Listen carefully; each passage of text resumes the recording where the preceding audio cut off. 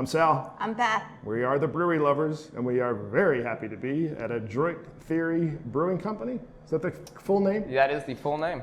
In Purcellville, Virginia, with Ryan Cooper, who's the general manager. Nice to meet you. Nice to meet you. Happy to have you out here. Thank you so for much. doing this. Absolutely. We're going to taste some beer. Yep. We're going to taste some beer, talk about some beer. And I do need to ask you that. Where's Purcellville for people who don't know? Purcellville is about 45 minutes west of Washington, D.C. It's in Loudoun County, bordering Maryland. So we're about 30 minutes south of Maryland, 45 minutes outside the city. And it's really close to West Virginia, too, right? Oh, yeah, about 15 minutes outside Harper's Ferry, where they all three meet. So you have, the beautiful backdrop of the mountains. You get the Blue Ridge Mountains running straight through, and the Shenandoah Valley, which is absolutely gorgeous. This side of Loudoun is beautiful. We love it out here. It's nice here. And it's almost right on a bike trail. It is. Yeah, it's on the WNOD. So that's a bike path that basically runs from here all the way through to DC. And so we get a lot of traffic coming back off of that trail, a lot of bicyclists especially. So. Yeah, we did it a couple of years ago, which is how we found Adroit Theory. Oh, yeah. And we had a great time. And Adroit Theory was really a standout in terms of quality of the beer. I appreciate that. Yeah. So we definitely try to. We put a lot of love and care into the products that we make, and we're just happy when people are able to appreciate it, the same way that we do. We made a note to come back, so here we are. Here we good. are. So how about the name, Adroit Theory?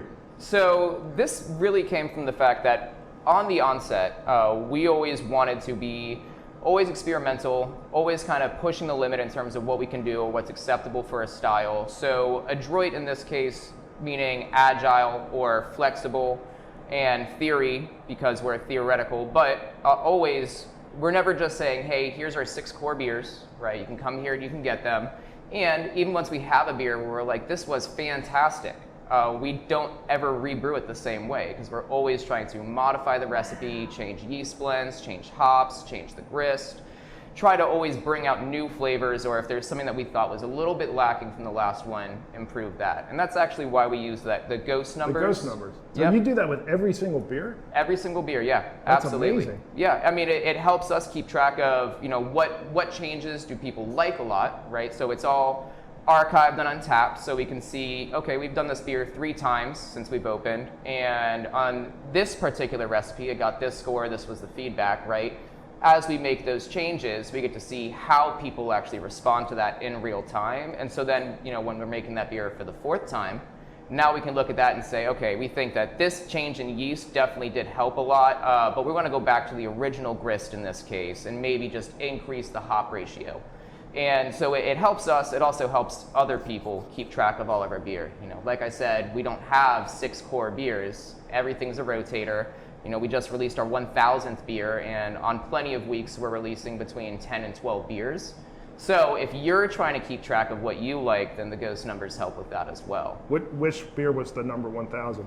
Number 1000 was actually Confessions and Ghost 999. So we have Confessions right here. That's going to be the last beer that we taste today. Right. However, we decided to make Ghost 999 Confessions. And then me, the owner, our brew team basically came up with 4 different variants that we thought would play really well together. And we released them all at the same time. And so Ghost 1000 is actually 4 different beers. It's Confessions, but it's 4 different takes on Confessions. So maybe 1000 through 1004 would have been more accurate, but we liked the Ghost 1000 and we thought this was the perfect beer for it. Wow, that's amazing. Oh, I had no idea that you did. Every time you made a beer, it was a little bit different than the last time. Oh you yeah, made it. that's outstanding. we're even like small process things, on brew day. Yeah, are we tweaking certain things, changing some temps? It is always changing, always evolving. Was that the intent when you started, or did that evolve? Oh yeah. Yeah. Oh absolutely. From the get-go, we were making styles of beer and doing things like putting peppers in beers that have been barrel aged back in 2015, 2014, and there was not really anybody else that was doing that. And so we knew, okay, this is what we want to do, right? This is what we think people aren't doing. This is what we enjoy, quite frankly. This is what makes us passionate about it. And we always wanted to keep it changing, keep it rotating. And so at first that started with, all right, well, what can we put in a beer that you wouldn't expect to see, like seaweed, for example, right? Or how does it change between different types of barrels, or barrels that had different spirits, different wood? And through that process, that kind of inspired our creative process in general now, right? So now every part of a recipe is tweakable. Every part of the process is tweakable. And so that's kind of why we came up with the Ghost system in the first place. I think you answered my question already, because I was going to ask you about drink art. Oh, yeah. It goes with the theoretical part of Yep. the foundation of your brand. Yeah, I mean, we make beer because we like drinking beer, and obviously the fact that there's alcohol in there is a part of that. But we like to make sure that, no, maybe not. It's all NA, that's great. But no, I mean, we like to make sure that what we're making is truly the best expression that we can put out there. You know, this is our art, and we want that to be reflected in every beer that we release. Even something, you know, relatively simplistic, like lagers, we still want to make sure that as much love and care goes into that as goes into our 17 to 20% stouts. Right. And it's kind of just keeping with that whole consume life, drink art, that's been the motto and will always be the motto.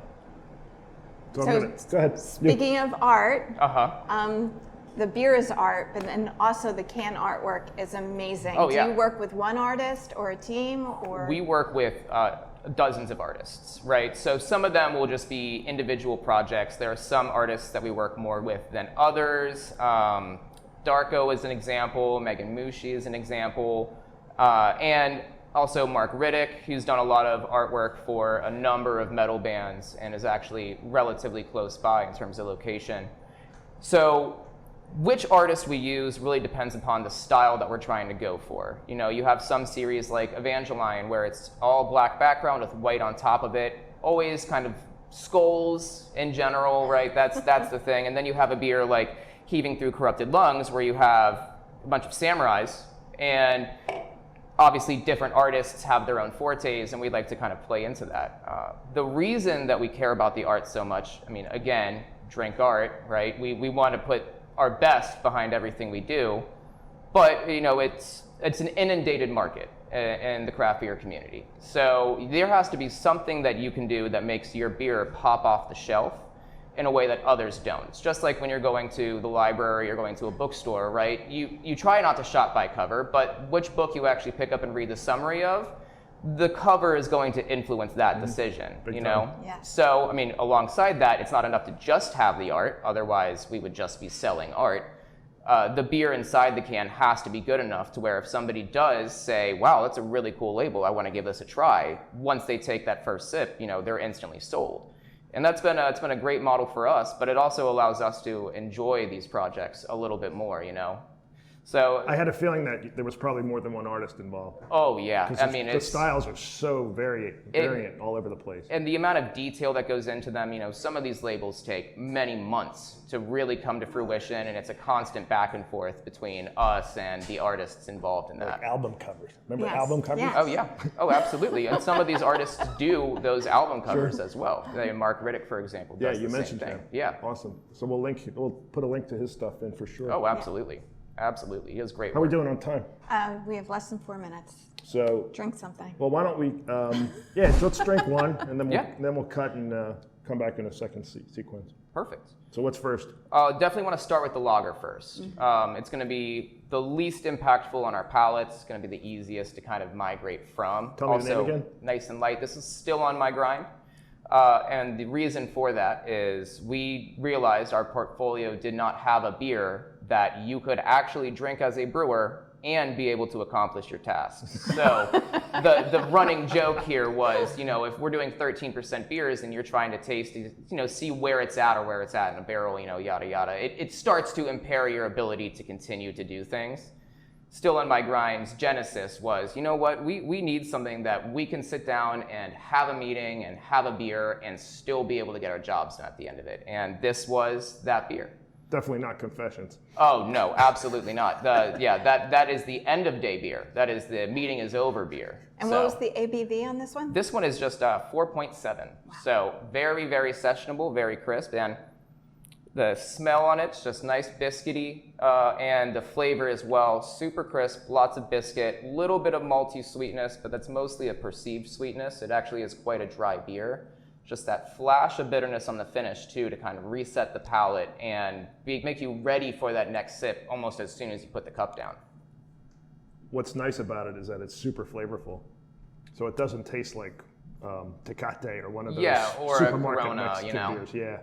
Oh, absolutely not. I mean, it is bursting with flavor, and that's kind of how these delicate styles should be. And I feel like a lot of people don't give good lagers enough credit because, unlike some of the bigger stouts or, a lot of these hazy IPAs, there's nothing that you can hide behind, right? If there is an imperfection with your base stout or an imperfection with your IPA, you can address that by adding more hops or being a little bit more generous with your hop additions than you normally would be, right? When you get to a lager, it's 100% process. The recipes aren't terribly complicated, but if your process is even slightly off, then the lager is not going to be enjoyable to drink anymore. So I think that this really truly showcases, our ability, not just as a company, but our brewers specifically, to create incredibly solid, well-rounded, and very enjoyable lagers, despite the fact that everyone knows us as the big stout brewery. That was my next question, because it's such a departure for you. When did you introduce this? So the first Mexican lager that we did came out all the way back in April of last year. And since then, we've actually released it 2 more times. We've added a couple other lagers to our portfolio. We did a Doppelbock back in October last year, as well as Schwarzbier, and starting to play into those dark lagers. And for the first 4 or 5 years was not really our thing. We did saisons, we had lighter styles, but lagers in particular, we weren't really putting them out. But that has definitely become the passion of the brewers, alongside these really big beers, right? But if you can make a 17% beer that's delicious, and you can make a 5% beer that's delicious, you've kind of covered all your bases, right? It's the space in between that you now have to fill out. You hear a lot of brewers complain about when they get a better job in a bigger brewery, and then they're just making the same thing every day. Yeah, and exactly. It's really boring. And That's we not going don't to do happen that. here. No. Yeah, I brought this up to the head brewer, I think yesterday. I asked him, hey, when was the last time that we had the same style in this tank back to back? He goes, oh, yeah, maybe 4 years ago. Wow. So not only are we not repeating beers here, we're also not really repeating styles back to back either. Even if it's a completely different recipe, we're like, that was fun, we liked doing that, what are we going to do next? Right. And so that type of attitude is the reason why you'll come here, we'll have 40 different options on the menu, they're all going to be super tasty, but the styles are going to vary dramatically. It's not ever going to be just, here's our 7 IPAs, our American lager, and our 8% stout. That's not our game. Outstanding.